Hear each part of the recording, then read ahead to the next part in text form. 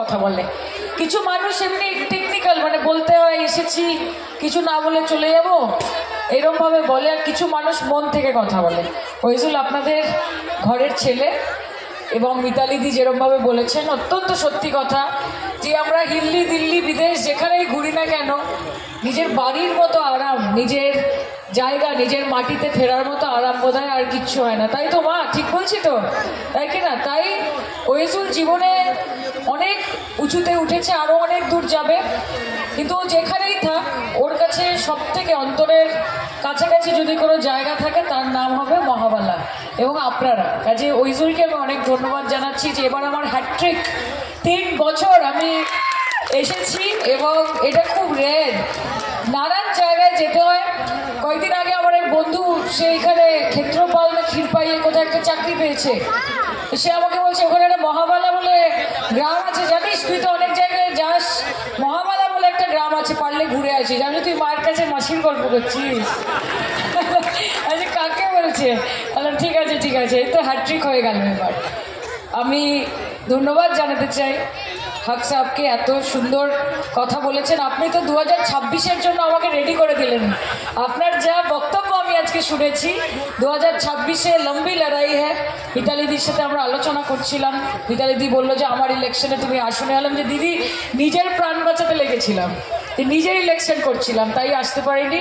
কিন্তু সত্যি কথা বলতে মিতালি বাগ এমনভাবে লড়েছেন এবং আপনাদের আশীর্বাদে এমনভাবে জিতেছেন, এবং সংসদে গিয়ে যেরকমভাবে উনি উপস্থিত শুধু থাকছেন না, নিজের উপস্থিতিকে উনি অনুভূত করাচ্ছেন মানুষের কাছে। আমি বিশ্বাস করি মিতালি বাগ যেই ভোটের মার্জিনে এবার জিতেছেন, 5 বছর পরে মিতালি বাগের জন্য কাউকে যেতে হবে না। উনি নিজের গুণে এবং ওনার নিজের হার্ডওয়ার্ক, ওনার পরিশ্রম এবং মানুষের প্রতি ওনার যেই ভালোবাসা, ঈশ্বরের আশীর্বাদ, আপনাদের সমর্থন নিয়ে উনি বিপুল বিপুল ভোটে আবার আপনাদের সাংসদ হিসেবে নির্বাচিত হবে। আর আজকে ওয়েজুল তো অলরেডি একটা লাইটের ব্যাপারে বলেই দিয়েছে। আমি ভাবছিলাম আমারও যদি একটা এমপি হতো আমি ওটা কিছু আবদার করে দিতাম, কিন্তু আমার আর সেই সুযোগটা নেই। কাজে যাই হোক, ঠিক আছে, এমনি আবদার করবো মিতালিদির কাছে।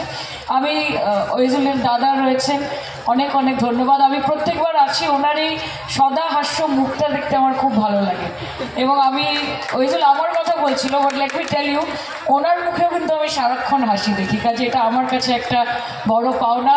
স্পাইরিং ক্লাব যারা শুধু মেলায় এবং খেলায় নয়, মানুষের বিপদে আপদেও তাদের পাশে থাকে, এবং প্রত্যেকবার তাদের আমন্ত্রণে আমি এখানে আসি। এবং ওইজল বলেছে যে তারা প্রত্যেকে এক একটা মেম্বার এক একটা হীরের মতো। আমি এইটুকুই তোমায় বলবো যে ঘষা মাজা করতে থাকো, যেন তারা চকচক করতে থাকে সব সময়, এবং এই জায়গা, এই এলাকার থেকে বেরিয়ে গিয়ে সবাইকে আরও বৃহত্তর পরিসরে সবাইকে নিয়ে যেন একসাথে থাকতে পারে, আমি এটাই ওদের জন্য চাই।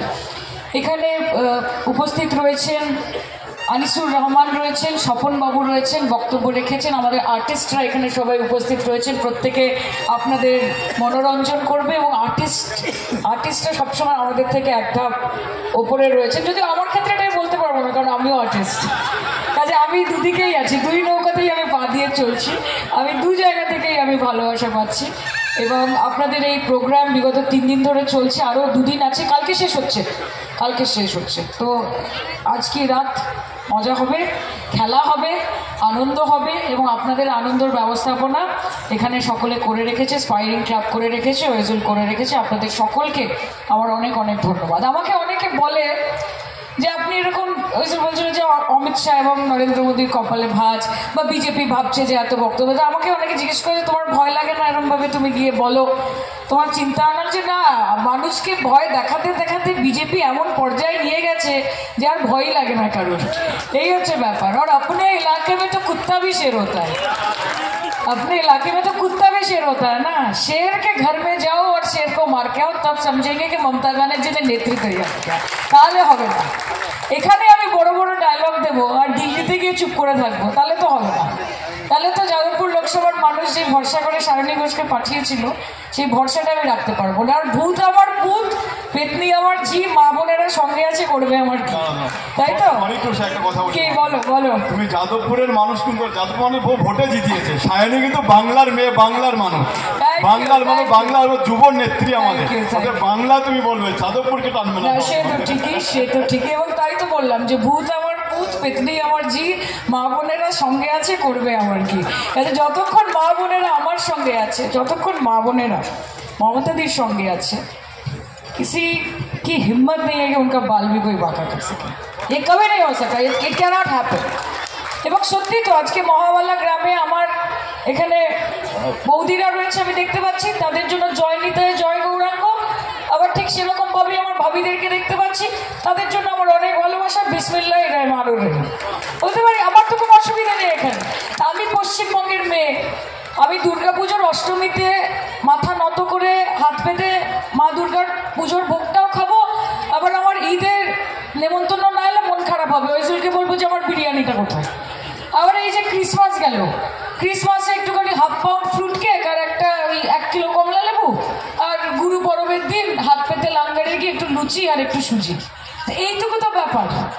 আমাকে বাইরে থেকে কেউ বোঝাতে আসবে যে পশ্চিমবঙ্গে আমি মানুষের সাথে কিভাবে থাকবো, যে আমি মানুষকে মানুষ হিসেবে দেখবো না, আমি মানুষকে হিন্দু আর মুসলমান হিসেবে দেখবো, এই মাটিতে তো সেটা হবে না। এটা আমাদের বাংলার মাটি, এটা মমতা বন্দ্যোপাধ্যায়ের মাটি, এখানে এইসব হবে না। বলছে কি, বলছে যে ধরती को तुमने बांट दिए, धरती को तुमने बांट दिए, चांद सितारों का क्या होगा। বুঝতে পারছো তো মা কি বলছি? মা বলছে তোমাকে বুঝিয়ে দেবো, তোমার বুঝতে পারছি না। বলছে যে धरती को तुमने बांट दिए, चांद सितारों का क्या होगा, नदियों के कुछ कुछ नाम रखे, बहती धारा का क्या होगा। बोलছে धरती को तुमने बांट दिए, चांद सितारों का क्या होगा, नदियों के कुछ कुछ नाम रखे, बहती धारा का क्या होगा, बहती गंगा भी पानी है, आबे जमजम भी पानी है, मुल्ला पिए पंडित पिए, पानी का मजहब क्या होगा, पानी का मजहब क्या होगा। তাই সবসময় মনে রাখবে যে আজ जो साहिब मसनद है वो कल नहीं होंगे, कि आज जो साहिब मसनद है वो कल नहीं होंगे, किराएदार है सभी यहाँ, किसी का ज्यादती मकान थोड़ी है, सभी का खून शामिल है यहाँ की मिट्टी में, किसी के बाप का हिंदुस्तान नहीं है। মাথায় রাখবেন সবসময়, এবং আমাদেরকে শক্তি দেবেন যাতে আমরা লড়াই করতে পারি। আপনাদের কাজ লড়াই করা না, আপনাদের কাজ যেটা ওইজুল বলেছে, সুন্দরভাবে থাকা, ভালোভাবে থাকা, মিলেমিশে থাকা। আর আপনাদের জন্য লড়াই করবে মমতা বন্দ্যোপাধ্যায়, আপনাদের জন্য লড়াই করবে অভিষেক বন্দ্যোপাধ্যায়, আপনাদের জন্য লড়াই করবে যাদেরকে ভোট দিয়ে আপনারা পাঠাচ্ছেন তারা। এটা আমার কাজ, এটা মিতালিদির কাজ, এই মঞ্চে যারা যারা বসে আছে তাদের কাজ। কাজে আপনারা শুধু আশীর্বাদ করবেন আর আপনারা ভালো থাকবেন। আপনারা ভালো থাকলে আমার নেত্রী ভালো থাকে, আমার নেত্রী ভালো থাকলে আমরা সবাই ভালো থাকি। এর থেকে বড় আর কোনো কথা হতে পারে না। অনেক ডায়লগ আমি আজকের মতো মেরে দিয়েছি, সেই কাজ বাকিরা করবেন। এসছি যখন দুটো লাইন তো আমাকে গাইতেই হবে, এবং আমাদের এখানে মিউজিশিয়ান যারা, really sorry, please bear with me, but এটা আমার একটা অব্লিগেশন থাকে। হয়ে যাক, 2 লাইন হবে মা, হবে। এই মায়েদের বলছে তোরা হ্যাঁ করে যাচ্ছিস। চলো মা একটু ছোট করে, একটু হাত একটু আস্তে করে। পাল তু